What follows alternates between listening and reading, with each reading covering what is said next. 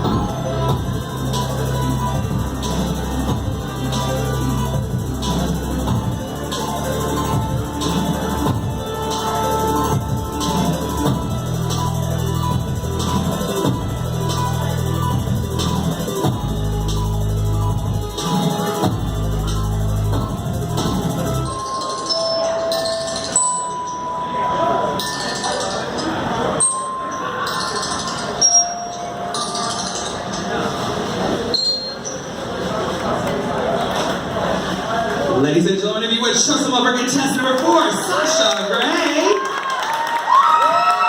Thank you, Sasha. Sasha, I have a question. Is this Viagra? Just saying, bitch, don't waste it, honey. Judges. Hello, love. So, I understand what you're doing. Oh, mercy, y'all got me turned up. I would like to have seen a ballet shoe, maybe, or like a flat shoe. You could have just glued some ribbon to it and tied around your ankle, made it the very that if you don't know how to point. Your hair wasn't in a tight bun. You didn't give me enough ballerina And I understood once everything started going that it's more of like a twisted ballerina, like troubled ballerina type thing. But you can still get that across in emotion and things that you were doing. I do, however, love that you dragged your makeup up for us. I noticed that you look beautiful. Y'all can make some noise for her beautiful face. You look absolutely lovely. Thank you for listening. Hi, hello. So I loved the movement and the drama and the story that you told. I kind of liked that it got really messy towards the end. Not messy, but you know, like good messy. Because there were pills everywhere. And I agree, I think there should have been a little shoe, just because I feel like it would have completed the look, to like really give me ballerina. And what else did I say? I know people's bodies come in different shapes and sizes, but I wanted to ask, did you pad your hip bones? I tried to. Yeah, okay. I thought it was clever, but it was just a little off, and I don't know if it was off because I noticed it like halfway through, and I was like, oh, look at that! Because of the movements, or just they weren't in the right place when you started. So just kind of like take that final look in the mirror, make sure, practice, again, always what you're going to be doing at home, what you're going to do here, so that way you know what it's going to look like. But otherwise, great story. Thank you. Alrighty, girl. So Grandma Steven has some fans. Easy, girl. I do want to say that I love how you're embracing your queer identity. I think that I don't know necessarily if you're trying to be a woman or a man or something in between, and I think that's really important that we see that representation in drag, and I appreciate that you do that. I want to give you just a few little notes. Just embrace your queerness.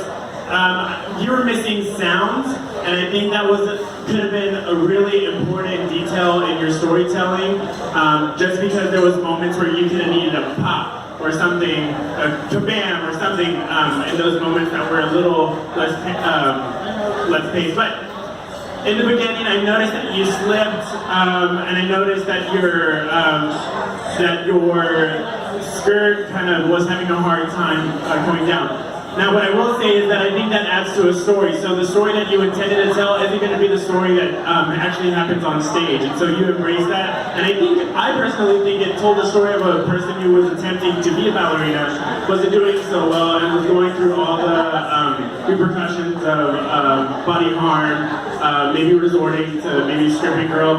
When I move like that, boy, I'm a boy, oh my god, girl. But that so far has been the best movement that I've seen from you so far, so really good job. Ladies and gentlemen, once again, the name is over Sasha Gray.